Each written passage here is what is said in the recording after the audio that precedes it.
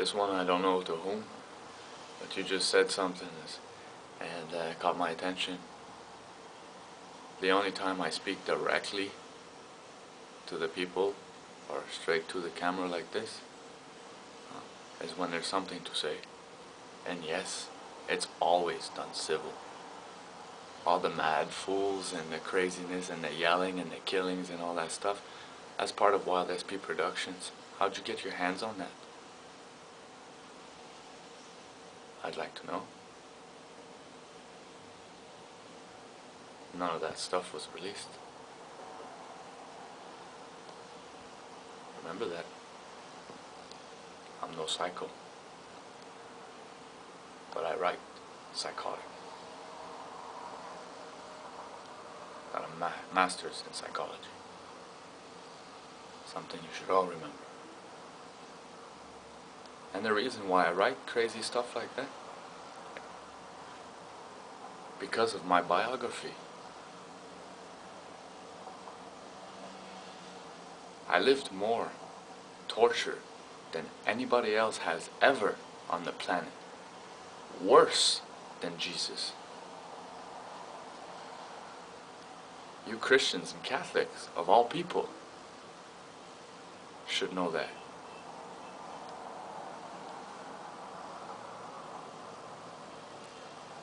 Two, in order not to scare the world, I got myself a master's in psychology. To let you know, I'm in full control. And will always be. Naturally. Peace out. Here's a question that arose on Facebook this morning. There's a picture there with a little child saying that he's homeless, and it's asking, why in the richest country on the planet do we have so many poor children? Children, you're not poor. Keep going to school, and by the time you turn 21, you will understand that you are not poor. If you think you're poor, you're going to get caught in that trap inside your own mind. And you'll be struggling forever, whether or not you want to or not. But in the richest country on the planet, none of our children are poor. It's really up to you to go and finish school. By doing so, I promise to you, you will realize how rich you are. These things take time. As children, we don't always understand that. But it's a fact of life.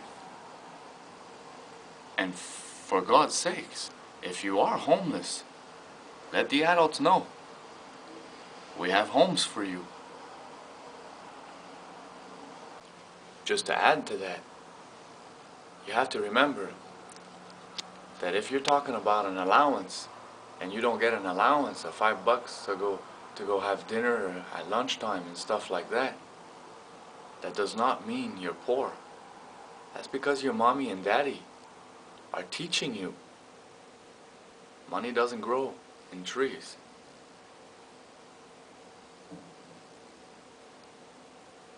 By receiving money, you are spoiled. You're not becoming rich. You're teaching your brain to be lazy, meaning you'll always be looking for a handout. In order to become rich, you must learn how to fish. If we fish for you all the time, we'll be leaving you blind. For the older kids, you should be able to understand this statement. It's a fact of life. Go to school. Be cool. You are rich. Especially in my country. Over and out. Just a little example. you know? If I fish for my child and I feed it every day of its life and I never show him how to cook, what's going to happen when he moves out on his own? That child is going to look for someone to cook for him. 2, how expensive do you think it is to run a school? Extremely expensive. Go to it. Learn from it. It's got lots to teach you. That's a lot of money. When you go to that school, it's like you own it. So we take care of it. Otherwise, what's going to happen when you turn into an adult and you want to go to college and university? Nobody pays for that. Our children are very, very rich. Above and beyond. They don't have to pay to go to school. The adults take care of that. We'll pay for you to learn everything you need to learn. And we'll show you how to make your money. How you spend it will be up to you. Let's be wise. That way there'll be no surprise. That's all for that question this morning. Like Jesus said, if I fish for you, will you believe? Later on, the rest of mankind realized, if I teach my son how to fish, he will feed himself for a lifetime. If I fish for him all the time, he'll starve to death. Go to school, be cool. Talk about cruelty to humans. I drink orange juice. That's how we stay healthy. Orange juice just went up to $8 for a bottle of 2 liters. Forced to drink this. That's ridiculous. Harper, instead of selling our oil, why don't you start building a few plants where we can grow our own orange juice? I think that'd be beneficial to all our children and all ourselves too. They don't have to grow just in warm weather temperature. We know how to make warm weather temperature. We need a greenhouse. Come on, that's ridiculous. $8 to stay healthy? Come on, seriously. I have a way we can make people with cancer live longer and sometimes even cure cancer. But in order to do that, we gotta be able to to afford what we eat and what we drink. Everything that's healthy for us just tripled in price because it's winter time. While in the winter time, we don't import. We grow our own. We are a rich country. Come on, get with the program, right? That's ridiculous. I don't want to be drinking Coca-Cola. That's a water of life. That was for a movie. That's not for real life. Seriously. A glass of orange juice is now the most expensive thing to drink. Ayoy. We got lots of room in Ontario to build greenhouses and grow our own orange trees. Very simple. It's technically speaking another form of manslaughter.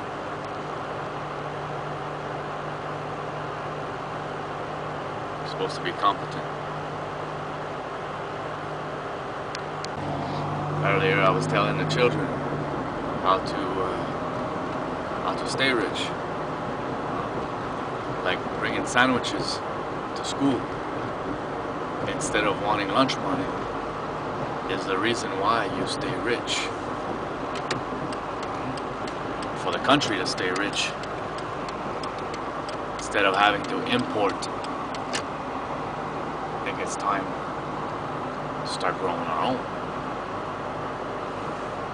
Don't you think? I know in the past I talk about curing cancer and curing all kinds of stuff, and that there's a remedy for arthritis and all that stuff in the weed. Well, I don't do weed anymore, you know. This is something I researched, and now I'm clean. Now I'm trying to cure cancer for those who don't smoke. You understand? I caught it myself, and I know there's a special diet. And you take out my orange juice, and we're all screwed. Fact of life. Seriously, it's really important for you guys to know I don't do drugs at all, and I don't want any. For God's sakes, I need to build my own house because I do not like walking in the clouds of crack, or even weed for that matter. Do you understand? That's why it's very important for me to be able to build my own house. 2, I am trying to cure cancer, and not with the smoke. I'm trying to cure it naturally. So if I'm to stay in Ontario, I would like Harper to do something about it. Orange juice cannot be $10 a bottle when Coca-Cola is $2. Trying to live longer, not end our lives. Seriously.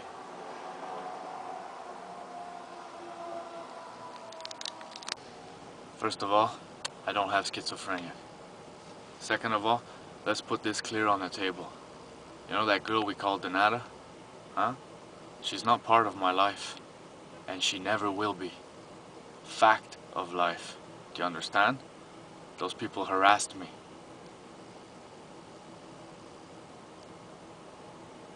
Enough's enough. That brings out the question. The Costantino show has never been released. That's the only place Donata was talked about. Ceases.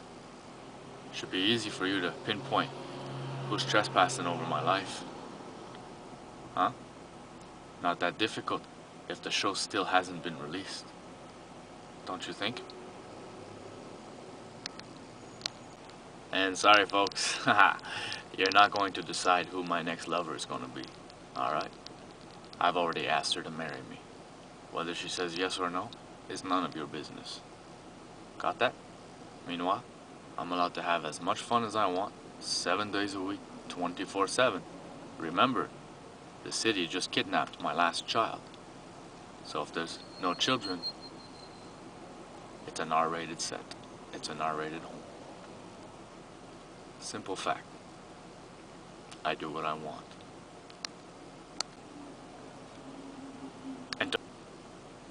And to whom this may concern, because I really don't know who's doing it, huh?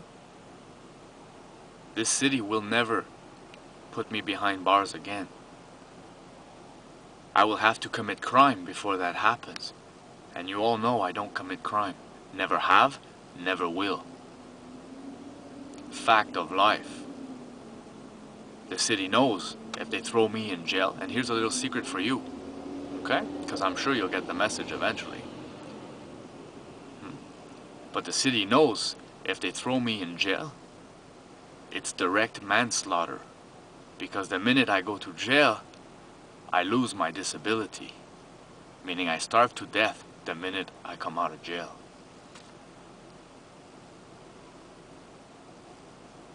Remember that.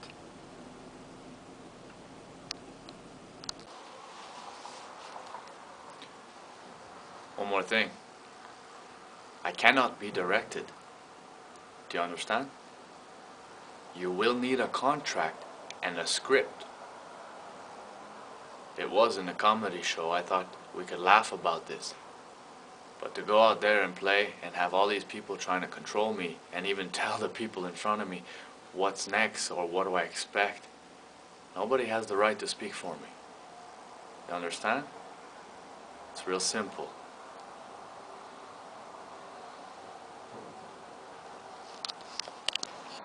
And for those who are saying, I need my head checked before I get to see my kids again. Do you need your head checked? How many times did I tell you? You cannot bring that kid back. You're fucking up her head. You're destroying her mental, purposely, in front of the eyes of the world. You cannot kidnap my kid, then bring her back, then kidnap her again, then bring her back, then kidnap her again. It don't work like that. Who needs their head checks now? Especially after you had 3 of your major doctors tell you there's absolutely nothing wrong with my head? That game society, is over. Go find somebody else to antagonize. Because I'm a heck of a lot smarter than you can ever imagine. That you can thank your city. After a woman decides to commit adultery, she loses out on a lot. Remember that. Cassandra lived with me. And technically speaking, she still does. The game society is playing is against the law.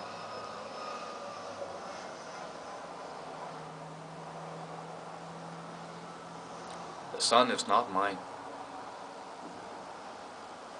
And unfortunately, I'm not one who's going to play babysitter to a child for 20 years. I either get Cassandra living with me on our own, full time, or no daddy. She'll see me on TV. Like my older children who live out in BC.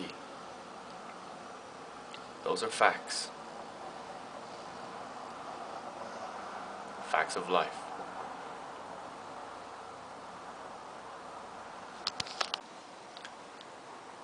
Wouldn't mind talking about this either. No questions have come up about it so far, but still nonetheless. The reason why I've pled guilty in the past. I think I talked about it on my bio, but for those who haven't seen the bio, when I was a child, I was scared shitless. I was the most terrified man on the planet, boy on the planet. I was afraid of everything. Everything. And when these crimes occurred, I was near, wasn't part of the crimes at all, but I was near. And in my head, as a child, I thought that these big officers would be able to sabotage me or throw me in jail for a long time. And they cut a deal with me.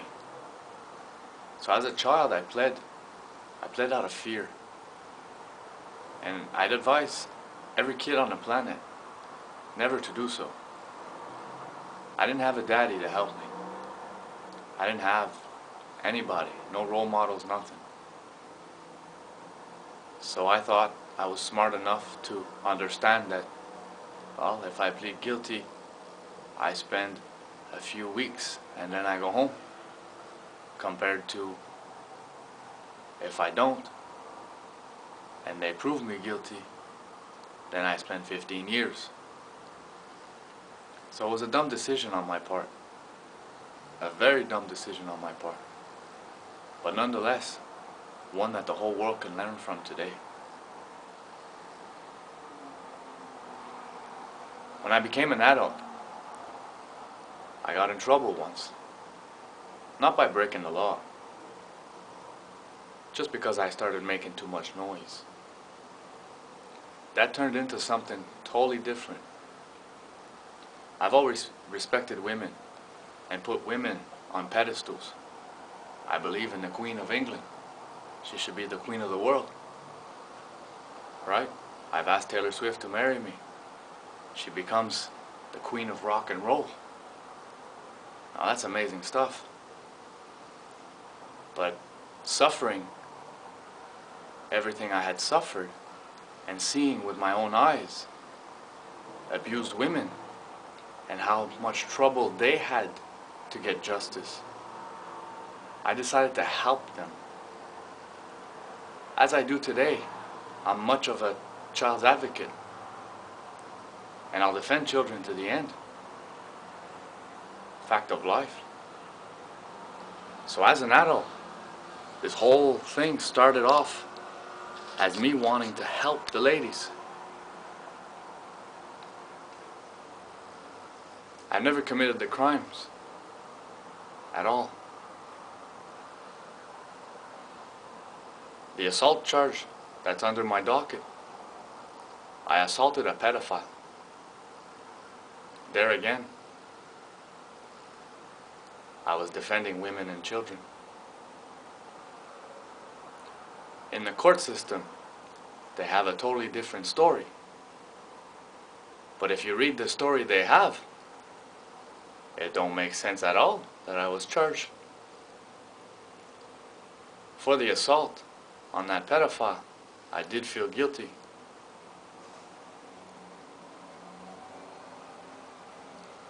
Because I believe that none of this should ever be repeated. For the breach, when I was found not guilty, I was being threatened by prison cellmates. Had I returned to prison that day, they would have killed me. Prison life is not for everybody. Technically speaking, it's not for anybody. But there too, being afraid for my life, I pled guilty to a breach that should not even existed. Because if you're found not guilty of the original charge in the court of law, then no breach ever took it. No breach ever happened.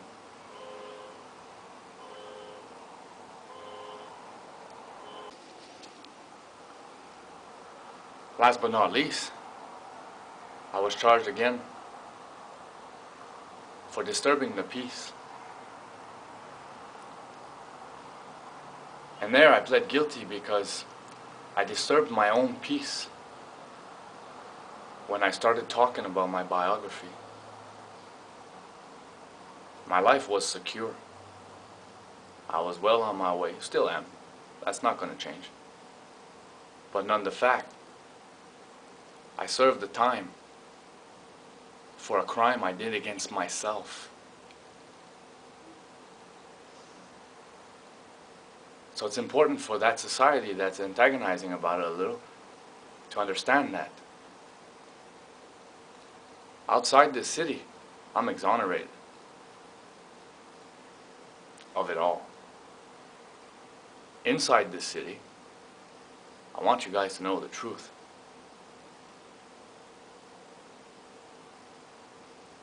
Simple fact. And last but not least, on the extent of my crime days, I've never been labeled violent. Yet I was charged again for a threat and impersonating a police officer. Well, folks, technically speaking, the Crown, who tries to prosecute me on those charges, is also breaking the law. Because those words were scripted and were recorded for Wild SP production, not for real life.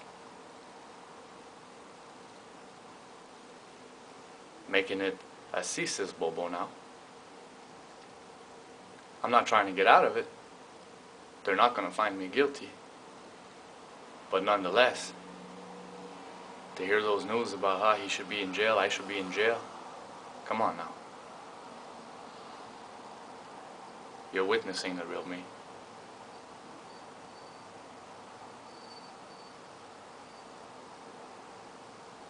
I don't want to leave this city when I do, thinking that all of you think lies about me instead of the truth. Because that makes dummies out of us. If my mama told me that my daddy did something wrong to me, and I know that my daddy didn't do something wrong to me, it eventually fucks with your mental. Do you understand? If you tell me that we come from monkeys, the same bobo kind of happens, right? We don't come from monkeys. We come from the cave days.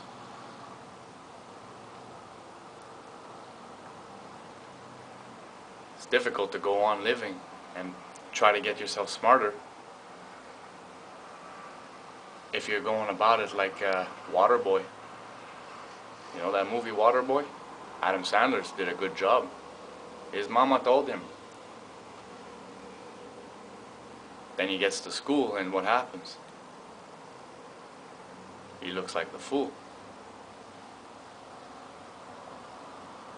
So by reaching out to you this way, you're all getting smarter. That's all. There'll be a lot more. I think I'm going to keep this show going for a long time.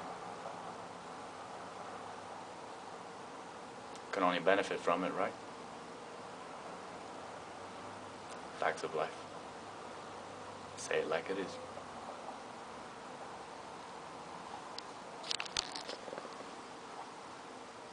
Another thing,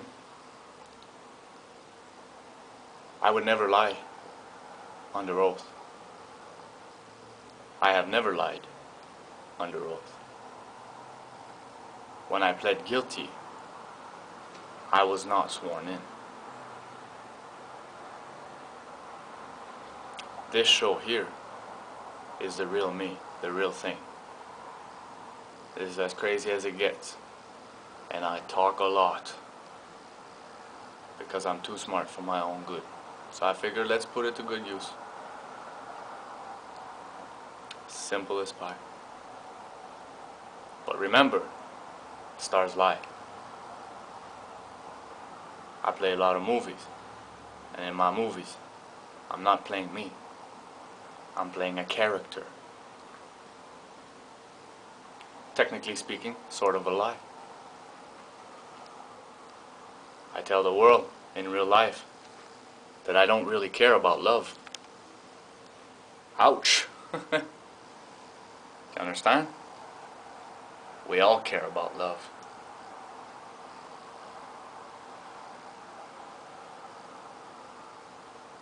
But I tell myself that I don't care about love to make it easier for myself to move forward. Makes it a little easier for myself to eventually find someone that will be there for me the proper way.